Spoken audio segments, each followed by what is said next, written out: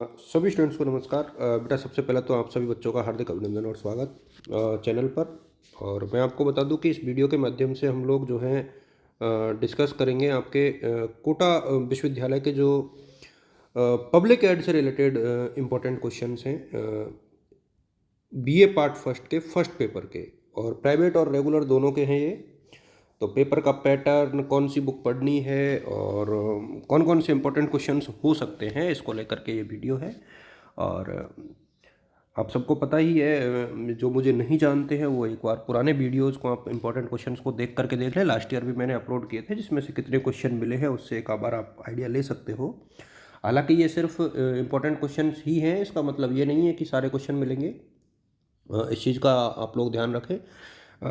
ये सिर्फ एक प्रकार से मेरी तरफ से वो वन वीक सीरीज़ की आदत छुड़ाने का प्रयास है आप लोगों का। जो वन वीक सीरीज़ आप लोग लेकर के आते हो और उसके माध्यम से जो है जो शिक्षा का स्तर थोड़ा सा गिरता जा रहा है, उसको लेकर के चिंता का विषय है ये।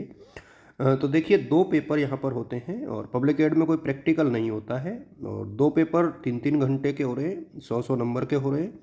और कम से कम 36-36 नंबर लाना जरूरी है। टोटल जो है 72 नंबर लाना जरूरी है। तो एक तो ये बात हो गई। दूसरा एक चीज़ ये है कि देखिए, सेक्शन जो ए होता है उसमें एक एक नंबर के 2 क्वेश्चन आते हैं, सॉरी 10 क्वेश्चन आते हैं और ये 10 नंबर का टोटल होता है। सेक्शन बी की बात करें तो यहाँ पर हर यूनिट से 2 क्वेश्चन आते हैं और 5 क्वेश्चन जो है आपको करने होते हैं हर यूनिट में से एक।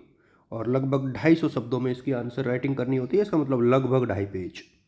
और सेक्शन सी की हम लोग बात करें तो यहाँ भी 4 क्वेश्चन आ रहे हैं 20-20 नंबर के, और जिनमें से 2 आपको करने हैं। और वर्ड लिमिट 500 है, इट मीन्स 5 to 6 पेजेस। ठीक है। तो ये एक चीज़ है और मेरे सामने सारे बच्चों को ये थोड़ा सा देख लेना चाहिए पहले सिलेबस को। उसके बाद ही आप लोगों को आगे बढ़ना चाहिए। और मैं इसको हिंदी मीडियम में ही बताना चाहूँगा, क्योंकि हिंदी मीडियम के बच्चे, मैं बार बार में रिपीट कर रहा हूँ कि हिंदी मीडियम के बच्चे ज़्यादा होने के कारण मुझे हिंदी मीडियम में बताना पड़ता है। जो इंग्लिश मीडियम के स्टूडेंट्स हैं वो सिलेबस को यूनिवर्सिटी ऑफ कोटा की साइट से डाउनलोड कर लें, वहाँ से ये मिल जाएगा। देखिए, प्रथम प्रश्न पत्र लोक प्रशासन के तत्व। ठीक है। तो वो जो ऊपर की डिटेल है वो तो मैंने बताई दी। मैं इंपॉर्टेंट क्वेश्चंस के ऊपर आना चाहूँगा। ये बहुत इंपॉर्टेंट बन जाता है कि लोक प्रशासन का अर्थ, प्रकृति और क्षेत्र। एक तो ये जो पहला क्वेश्चन है ना, ये तो इम्पोर्टेंट है ही। अ, तो इसको आप लोग बहुत अच्छे से पढ़ लें सबसे पहले तो। और आधुनिक समाज में लोक प्रशासन का महत्व। देखिए, ये क्वेश्चन जो है हो सकता है कि 20 मार्क्स में आ जाए। 2 यूनिट आपको ऐसी पढ़नी है जहाँ से आपको कम से कम 20 नंबर के क्वेश्चंस जो हैं मिल जाएं। और मेरा ये मानना है कि यदि आप लोग बहुत अच्छे से रीड करोगे तो पहली और पांचवी यूनिट को आप लोग पढ़ो, जहाँ से पहली और पांचवी यदि दोनों यूनिट आप पूरी पढ़ते हो तो 2 क्वेश्चन आपको 20-20 के और 2 क्वेश्चन जो है 10-10 के मिल जाएंगे। तो इस हिसाब से ये 60 नंबर हो गए, सॉरी 60। और इसके बाद 4 इन्हीं क्वेश्चन चैप्टर में से आपको एक एक नंबर के मिल जाएंगे। तो 64 नंबर आप सिर्फ 2 यूनिट से कर पा रहे हो। और ये मैं हर पेपर में रिपीट कर रहा हूँ इस लाइन को, बिकॉज मैं चाहता हूँ कि आप लोग थोड़ा सा लर्न कर लें इसको। तो एक तो meaning, nature and scope of public administration, तो लोक प्रशासन का अर्थ, प्रकृति और क्षेत्र। और इम्पोर्टेंस ऑफ ये लोक प्रशासन का महत्व यहाँ पर आप देख पा रहे हो। और एक निजी और पब्लिक एडमिनिस्ट्रेशन और प्राइवेट एडमिनिस्ट्रेशन में क्या अंतर है, ये 10 नंबर में आने की पूरी पूरी संभावना इस क्वेश्चन की होती है। तो ये है। और यानी एक क्वेश्चन तो ये बन गया पहली यूनिट से, दूसरा ये बन गया, तीसरा ये बन गया, और चौथा है स्मार्ट जो एडमिनिस्ट्रेशन है वो क्या होता है, यानी सुशासन की अवधारणा को समझाइए। आधुनिक उसमें परिप्रेक्ष्य में सुशासन की अवधारणा। तो ये 4 क्वेश्चन बनते हैं यहाँ से और मेरे सामने चारों आपको कर लेने चाहिए। ठीक है। तो एक क्वेश्चन तो ये बन गया। और इसके बाद यहाँ से आप देख रहे हो कि यहाँ टेलर और मेयो के जो सिद्धांत है ना, उन दोनों को आप लोग देख ले तो ज़्यादा बढ़िया रहेगा। टेलर और मेयो, तो मेरा ये मानना है कि दोनों को ही पढ़ के जाएँ, दोनों में से कोई एक तो एग्ज़ाम में मेरे सामने आना ही आना चाहिए। तो ये आप लोग पढ़ के जाएँ यहाँ से।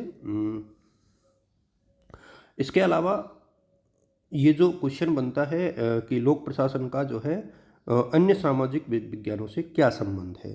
तो इस क्वेश्चन को दो दो ही क्वेश्चन बन रहे हैं यहाँ पर, सॉरी 3 क्वेश्चन बन रहे हैं। भाई टेलर और मेयो को आप पूरा पढ़ लीजिए और लोक प्रशासन का अन्य सामाजिक विज्ञानों से संबंध पढ़ लीजिए। तो इनमें से आपको 20 नंबर का भी मिल जाएगा और 10 नंबर का भी मिल जाएगा। अब आता है ये वाला। अब यहाँ पर जो है ना ये जो बहुत थोड़ा सा एक अलग तरीके का चैप्टर है और मेरे सामने यहाँ से आपको 10-10 नंबर वाले क्वेश्चंस के ऊपर ही अटेम्प्ट करना है, बड़े क्वेश्चन इस चैप्टर से मत करना आप। जैसे एक क्वेश्चन आता है आदेश की एकता, यूनिटी ऑफ कमांड क्या है, स्पैन ऑफ कंट्रोल क्या है, नियंत्रण का क्षेत्र। तो एक क्वेश्चन तो ये बन गया, एक क्वेश्चन ये बन गया, दो। एक आता है औपचारिक और अनौपचारिक संगठन।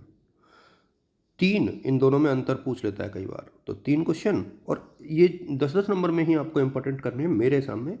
और सेंट्रलाइजेशन और डिसेंट्रलाइजेशन, अब या तो आप केंद्रीकरण और विकेंद्रीकरण कर लो या आप सत्ता और उत्तरदायित्व कर लो, बाकी को आप छोड़ सकते हो। मतलब ये आपके ऊपर डिपेंड करता है कि आपको कौन सा पढ़ने में, मतलब सत्ता और उत्तरदायित्व कर लो या फिर केंद्रीकरण और विकेंद्रीकरण कर लो।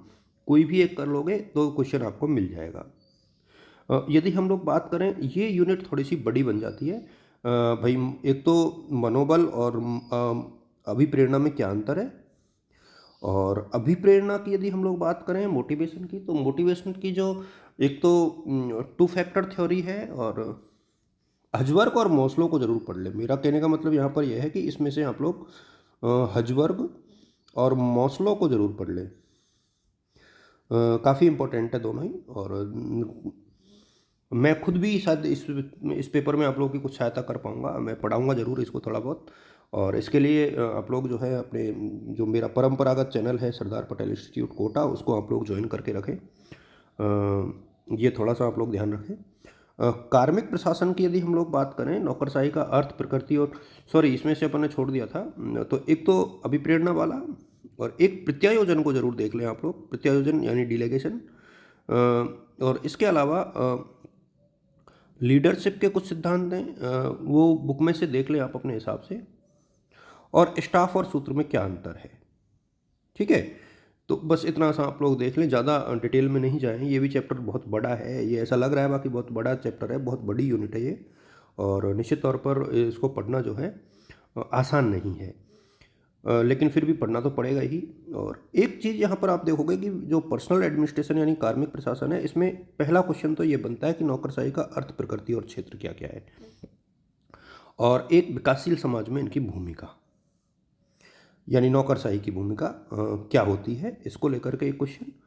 और भर्ती प्रशिक्षण के ऊपर कोई बहुत ज़्यादा क्वेश्चन आएगा, इसकी कम चांसेज है। पदोन्नति के भी कम चांसेज है। मेरे सामने आप लोग जो ऊपर का सेक्शन है ना, इसको थोड़ा सा अच्छे से रीड कर लें यहाँ तक का, क्योंकि ये जो है ना, इससे बहुत सारे क्वेश्चंस बनते हैं छोटे छोटे। लेकिन यदि आप ऊपर की लाइनों को कवर कर लोगे तो आपका जो चैप्टर है वो लगभग कंप्लीट हो जाएगा और जो इम्पोर्टेंट क्वेश्चंस का सेगमेंट है वो ख़त्म हो जाएगा। बस इतना ही मुझे इस वीडियो में आप लोग के साथ साझा करना था।